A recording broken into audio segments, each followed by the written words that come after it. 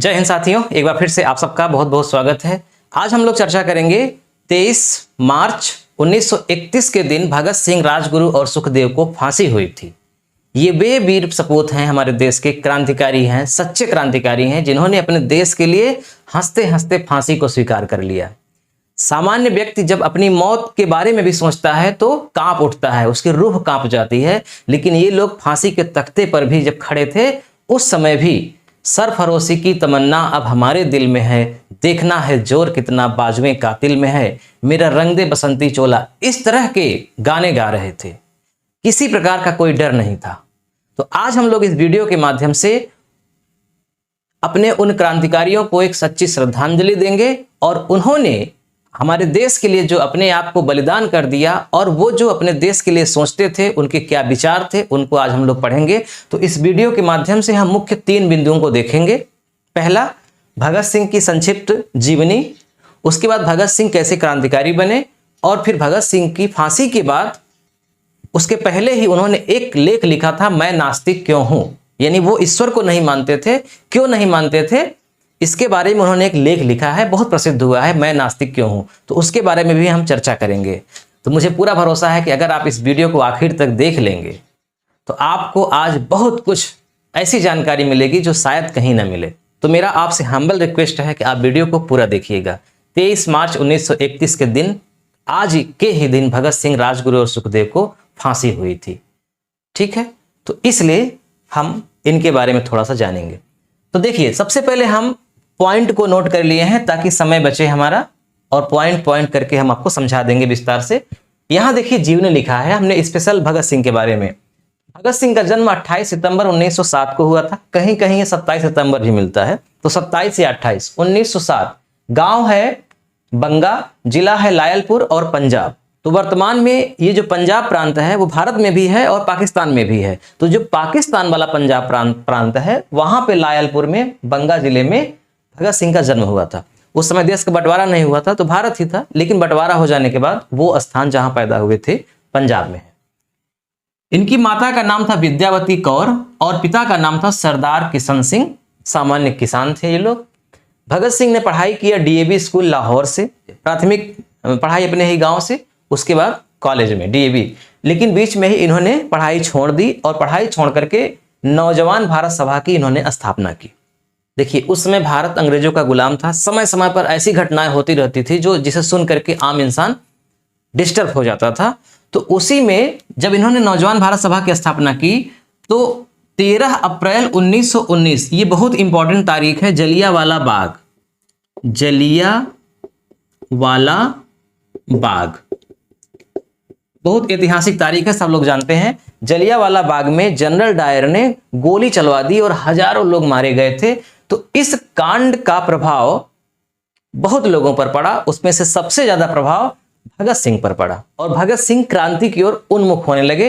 भगत सिंह तुरंत ही दूसरे दिन उस स्थान पर गए थे। हालांकि जब जलियांवाला बाग हत्याकांड हुआ था वहां भगत सिंह नहीं थे, लेकिन जब जानकारी उनको हुई तो वहां पर गए, वहां का दौरा किया।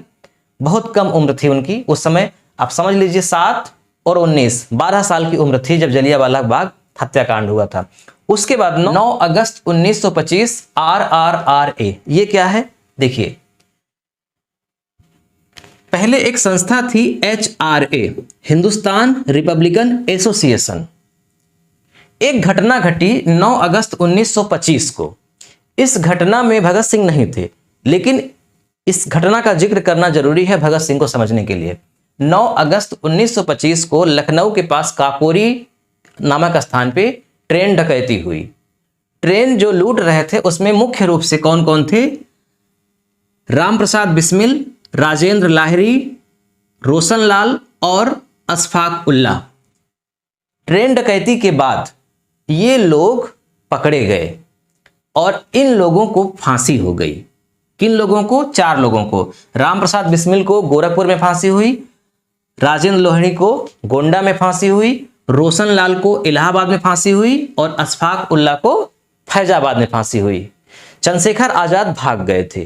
तो चंद्रशेखर आजाद HRA के स्थान पे Hindustan socialist Republic association HSRA की स्थापना की और इस HSR में यानी हिंदुस्तान सोशलिस्ट रिपब्लिक एसोसिएशन में भगत सिंह भी शामिल हो गए। HSRA की स्थापना हुई थी सितंबर 1928 में, यानी अगस्त 1925 में काकोरी कांड हुआ, 4 लोगों को फांसी हुई, चंद्रशेखर आजाद बच गए, भाग गए, छिपे छिपे रहते थे, और सितंबर 1928 में इसकी स्थापना की और इसमें भगत सिंह भी शामिल हो गए, शामिल होकर के कार्य करने लगे। 30 अक्टूबर 1928, ये बहुत इंपॉर्टेंट तारीख है, 30 अक्टूबर 1928। ये तारीख किस लिए प्रसिद्ध है? लाला लाजपत राय की मृत्यु हो गई थी। साइमन कमीशन का बहिष्कार कर रहे थे तो लाहौर में अंग्रेजों ने लाठीचार्ज करवा दिया था।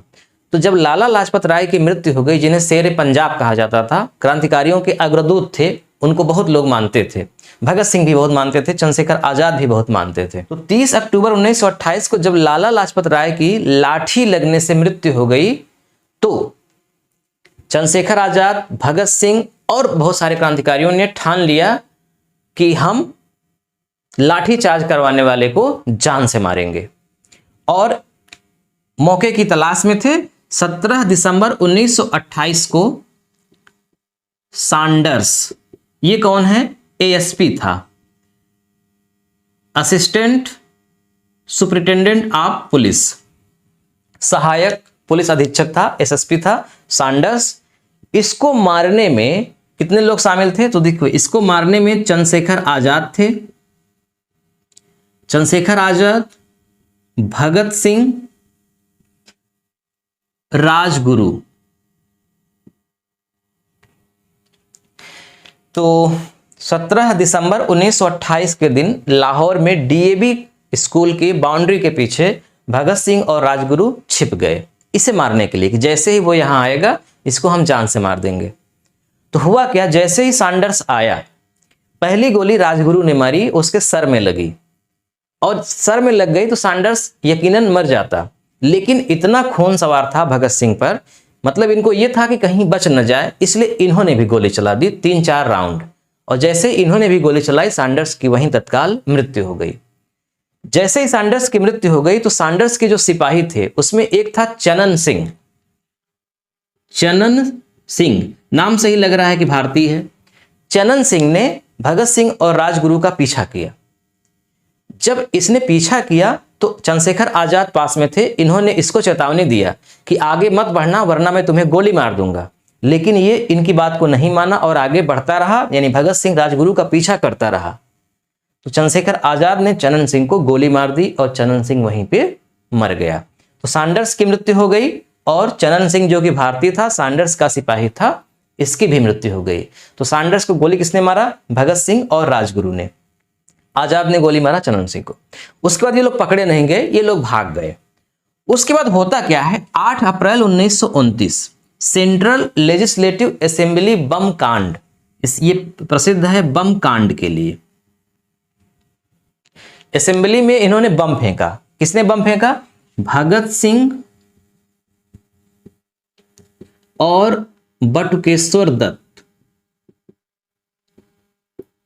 बटुकेश्वर दत्त ये बम इसलिए फेंका कि मतलब वहां अंग्रेजों को हम दिखा सके कि हम विरोध कर रहे हैं।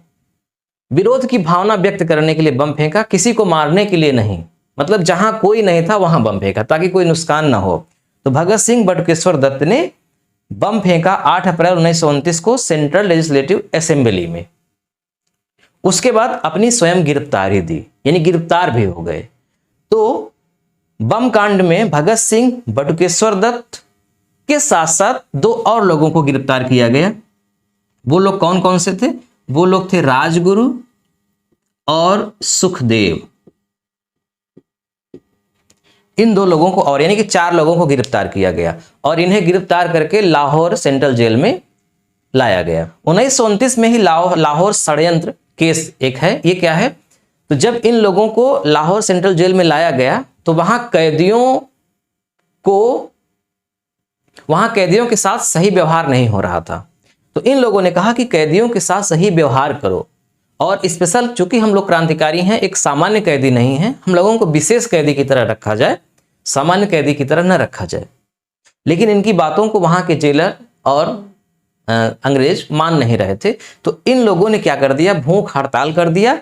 और एक व्यक्ति थे जतिन दास, भूख हड़ताल करते करते 64वें दिन इनकी मृत्यु हो गई। यह विश्व रिकॉर्ड है, मतलब सबसे लंबा भूख हड़ताल करने का रिकॉर्ड जतिन दास को है 64 दिन का। 64वें दिन इनकी मृत्यु हो गई थी। जब इनकी मृत्यु हो गई तो इनकी मृत्यु का षड्यंत्र रचा गया इन लोगों के ऊपर, और लाहौर षड्यंत्र के केस में 3 लोगों को फांसी की सजा सुनाई गई। उनमें पहला नाम है भगत सिंह, दूसरा राजगुरु और तीसरा सुखदेव। तो इन लोगों को जेल हुआ था बम फेंकने के लिए, सैंडर्स को गोली मारने के लिए, लेकिन तीसरा मुकदमा चलाया गया लाहौर षड्यंत्र केस का, और उसके बाद इन तीनों को फांसी हो गई 23 मार्च 1931 को। अब देखिए, जब इनको फांसी हो गई तो कुछ लोग कहते हैं कि अगर गांधी जी चाहे होते तो इनको फांसी ना होती। मदन मोहन मालवीय उस समय कांग्रेस के अध्यक्ष थे, ये चाहते तो इनको फांसी ना होती।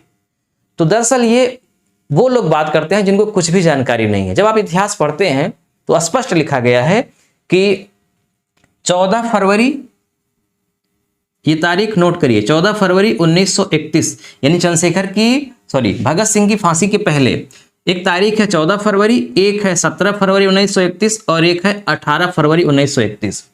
14 फरवरी को उस समय के तत्कालीन वायसराय से भारत में जो कांग्रेस थी उसके जो अध्यक्ष थे मदन मोहन मालवीय, वो स्वयं जाकर के मिले थे, एप्लीकेशन दिए थे कि इन क्रांतिकारियों को फांसी न दी जाए, फांसी रोक दिया जाए। लेकिन उनकी बातों को नहीं माने। उसके 3 दिन के बाद 17 फरवरी 1931 को गांधी जी ने भी एप्लीकेशन दिया, प्रार्थना पत्र दिया वायसराय को कि इनको फांसी न दी जाए, लेकिन कोई नहीं बात मानी गई। अंत में गांधी जी ने सामान्य लोगों की ओर से एप्लीकेशन दिया कि हम ही नहीं, बहुत सारे भारत के लोग चाहते हैं कि इन्हें फांसी न हो, लेकिन कोई बात का ध्यान इनको नहीं दिया गया। और अंततः 23 मार्च को सायं 7:33 पे संभवतः फांसी दे दी गई।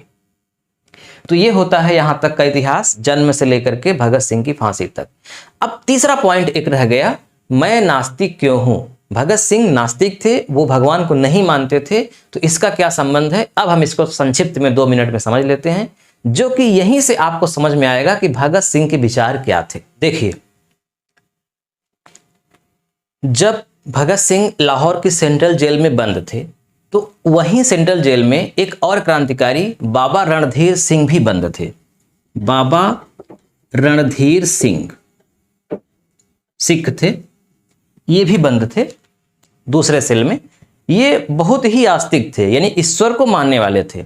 भगत सिंह नास्तिक थे।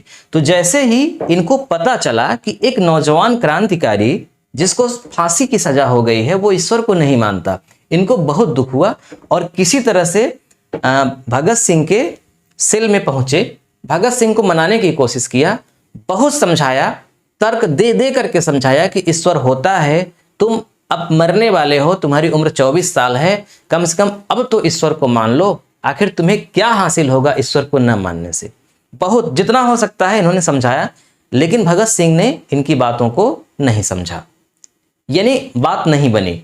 अंत में रणधीर सिंह को गुस्सा आ गया और गुस्से में इन्होंने एक वाक्य बोला भगत सिंह के लिए। वाक्य क्या बोला? यही वाक्य भगत सिंह को चुभ गई थी और इसी वाक्य के प्रतिक्रिया स्वरूप इन्होंने लेख लिखा था, मैं नास्तिक क्यों हूं। तो इन्होंने वाक्य बोला था कि प्रसिद्धि से तुम्हारा दिमाग खराब हो गया है और तुम अहंकारी हो गए हो, और ये अहंकार काले पर्दे की तरह तुम्हारे और ईश्वर के बीच में खड़ा हो गया है। उसके बाद कह करके चले आए। भगत सिंह को पता था कि कुछ ही दिन के बाद मुझे फांसी हो जाएगी, फिर भी इन्होंने एक लेख लिखा।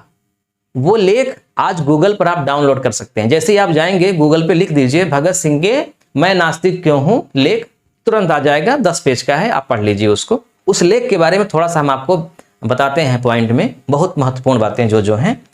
देखिए, जब ये चले गए इतना कह करके, तो भगत सिंह को एक तरह से मतलब लगा कि जो इन्होंने हमसे प्रश्न पूछा और जो हमारे ऊपर इल्जाम लगाया कि मैं अहंकारी हो गया हूं प्रसिद्धि के कारण, तो अब तो मेरी मृत्यु हो जाएगी और मृत्यु ही अंततः पूर्ण सत्य है, न मैं पुनर्जन्म को प्राप्त करूंगा न मेरी आत्मा कहीं जाएगी, तो मेरा अंत यहीं से हो जाएगा। लेकिन जो मुझ पर आक्षेप लगा है उसको कैसे मैं बता पाऊंगा। तो इन्होंने जो लेख लिखा उसका पर्पस यही था कि मृत्यु के बाद भी वो लेख जब लोग पढ़ें तो उस लेख को पढ़ करके हमारे विचारों को समझ पाएं। और इसके साथ साथ इस लेख में जो मैं प्रश्न कर रहा हूं धार्मिक लोगों से, ईसाइयों से, मुसलमानों से, हिंदुओं से, जो मैं प्रश्न कर रहा हूं उस प्रश्न का जवाब जो शुद्ध आस्तिक लोग हैं वो दें और अपने आप से पूछें कि क्या इसका जवाब उनके पास है। तो ये लेख प्रकाशित हुआ था 27 सितंबर 1931 को, यानी उनके फांसी के लगभग 6 महीने बाद ये लेख प्रकाशित हुआ था। लाहौर का एक अखबार था जिसका नाम था द पीपल। द पीपल में लेख छपा था 27 सितंबर 1931 को, मैं नास्तिक क्यों हूं, 10 पेज का, भगत सिंह की फांसी के बाद। इसमें इन्होंने लिखा है कि क्या मैं अहंकारी हो गया हूं प्रसिद्धि के कारण, और उस अहंकार का जो पर्दा है वो हमारे और ईश्वर के बीच में है। अगर ऐसा है तो इसका मतलब ईश्वर की सत्ता है, जबकि मैं तो ईश्वर की सत्ता मानता ही नहीं हूं। तो मैं अहंकारी हो गया हूं इसलिए ईश्वर को नहीं मानता, ये प्रश्न ही नहीं उठता। बहुत उन्होंने प्रश्न किया। उन्होंने कहा कि मैं बचपन में एकदम आस्तिक था, मेरे घर में आर्य समाज के लोग, मेरे बाबा आर्य समाजी थे, आर्य समाज को मानने वाले थे। आर्य समाज कुछ भी हो सकता है, कम से कम नास्तिक तो नहीं हो सकता। मेरी परवरिश आस्तिकता में हुई। मैं जहां पढ़ा वहां प्रार्थना होता था, मैं भी गायत्री मंत्र पढ़ता था, प्रार्थना होता था, मैं आस्तिक था। मेरे दोस्त लगभग सभी आस्तिक हैं। मैं शुरू में नास्तिक नहीं था, लेकिन जब मैं इस दुनिया के बारे में अध्ययन किया तब अपने अनुभव के माध्यम से मैं ये समझा कि ईश्वर अगर होता तो इस दुनिया में जो ये गलत हो रहा है ये ना होता। उन्होंने इस लेख में इन्होंने ईसाइयों से प्रश्न किया कि ईसाइयों तुम ये बताओ, जो तुम कहते हो कि तुम्हारा गॉड ने इस संसार को 6 दिनों में बनाया और 7वें दिन विश्राम किया, और बनाया कैसे? शब्दों से बनाया। तो ये बताओ कि जब शब्दों से ही बनाया इस संसार को तो उसे बनाने में 6 दिन क्यों लग गया? और हर दिन जब वो बना रहा था तो हर दिन जितना भी चांद सूरज जो भी बनाता था तो अंत में वो कहता था कि सब ठीक है, मतलब अच्छा है, पूर्ण है। तो जब सब ठीक है, अच्छा है, पूर्ण है, तो लोग भूखों क्यों मर रहे हैं, लोग दुख में क्यों हैं, बड़ी मछलियां छोटी मछलियों को कैसे खा जा रही हैं? जब एक धार्मिक व्यक्ति जो पूजा पाठ करता है, जब उसको मारा पीटा जाता है, वो आपको पुकारता है, तो उसकी सुधि क्यों नहीं ली जाती? एक बच्चा जो छोटा बचपन में है, जो पैदा ही हुआ, वो अंधा पैदा हो गया, लंगड़ा पैदा हो गया, इसमें उसका क्या दोष है? फिर वो हिंदुओं से प्रश्न करते हैं कि चलिए तुम्हारे पूर्वज तो बड़े चतुर थे, बड़े चालाक थे, उन्होंने इसका जवाब खोज लिया है कि पूर्व जन्म का फल है। यानी कोई बच्चा अगर लंगड़ा पैदा हो गया तो सीधा कह दोगे कि पूर्व जन्म में इसने कोई गलत काम किया था इसलिए लंगड़ा हो गया है। ये ऐसा तर्क है जिसका न सींग है और न पूंछ है। पुजारी लोग गरीबों का शोषण ये कह करके कर लेते हैं कि अगले जन्म में तुम राजा बनोगे, अगले जन्म में राजा बनाने का सपना दिखा करके इस जन्म में उनका कुल लूट लो। ये कौन सा तर्क है? किस तर्क पे ये सिद्ध होता है कि ये सही है? अगर तुम कहते हो कि ईश्वर सर्वशक्तिमान है, ये सारी बातें लेख में लिखी गई, यहां पढ़ लीजिएगा। तुम कहते हो कि ईश्वर सर्वशक्तिमान है, दयालु है, सर्वज्ञ है, सब कुछ है, अगर तो वो ये गलत काम जो हो रहा है इसको वो क्यों नहीं रोक देता? ये जो गलत काम हो रहा है उसको अगर वो नहीं रोक पा रहा है तो इसका मतलब वो सर्वशक्तिमान नहीं है। अगर वो सर्वशक्तिमान नहीं है तो फिर वो ईश्वर कैसा है? दूसरी बात, अगर वो सर्वशक्तिमान है, रोक सकता है, फिर भी वो नहीं रोक रहा है, तो इसका मतलब कि वो नैतिक नहीं है, उसके अंदर दया नहीं है। वो रोते हुए लोगों को जब देखता है तो उसको दया नहीं आती, तो वो दयालु भी नहीं है। तो अगर वो दयालु नहीं है, नैतिक नहीं है, तो फिर वो ईश्वर कैसा है? तो इस तरह से उन्होंने अपने विचार दिए। देखिए, इनके विचारों को ज्यादा महत्व इसलिए देना चाहिए क्योंकि ये इनकी उम्र मात्र 24 वर्ष की थी। एक 24 वर्ष का व्यक्ति अगर इतनी गहरी बात दर्शन की करे तो कोई सामान्य बात नहीं है। दर्शन शास्त्र पढ़ करके लोग बुढ़े हो जाते हैं, उसके बाद अपना विचार व्यक्त करते हैं, किताबें लिखते हैं। अगर एक क्रांतिकारी जो बहुत कम पढ़ा लिखा व्यक्ति हो, क्रांति की ओर अग्रसित हो, लेकिन वो ऐसा तर्क किया हो कि उसके तर्क का जवाब देना लोगों के लिए मुश्किल हो जाए, तो भगत सिंह कोई साधारण आदमी नहीं थे। इनका कहना था कि देखिए, ईश्वर के चक्कर में मत पड़िए, पूर्व जन्म पुनर्जन्म नहीं होता है, भगवान नहीं है, उनके भरोसे मत बैठिए, आप मेहनत करिए, आपके आसपास जो दुख में है, पीड़ा में है, उनकी मदद करिए। आप नहीं मदद करेंगे तो कोई और मदद करने उनकी नहीं आएगा। अगर आपका देश गुलाम है तो आपकी पढ़ाई का कोई महत्व नहीं है, पहले इसे आज़ाद कराइए, उसके बाद पढ़ाई करिए, और पढ़ाई का उद्देश्य समाज कल्याण के लिए होना चाहिए। भगवान में विश्वास लोगों को निकृष्ट बना देता है, यह मूर्ख लोगों का एक सिंबल है, विद्वान लोगों का नहीं। तो इस तरह से आप पूरा लेख पढ़ सकते हैं, और इस लेख का मैं लिंक भी डिस्क्रिप्शन में दे रहा हूं, आप वहां से भी डाउनलोड कर लीजिएगा। भगत सिंह ने कुछ पत्र भी लिखे थे, जैसे एक प्रताप पत्र था जो कानपुर से प्रकाशित होता था, तो प्रताप के संपादक थे। अर्जुन जो दिल्ली से प्रकाशित होता था, अर्जुन के भी संपादक थे। और एक पत्र था अकाली दल, ये अमृतसर से प्रकाशित होता था। तो प्रताप, अर्जुन, अकाली दल के संपादक भी थे भगत सिंह। तो आज बस यहीं तक। वीडियो कैसा लगा कमेंट करके जरूर बताइएगा, और मेरा आपसे हम्बल रिक्वेस्ट है कि भगत सिंह के इस लेख को जरूर पढ़िएगा, मैं नास्तिक क्यों हूं। मिलते हैं नेक्स्ट वीडियो में, तब तक के लिए नमस्कार।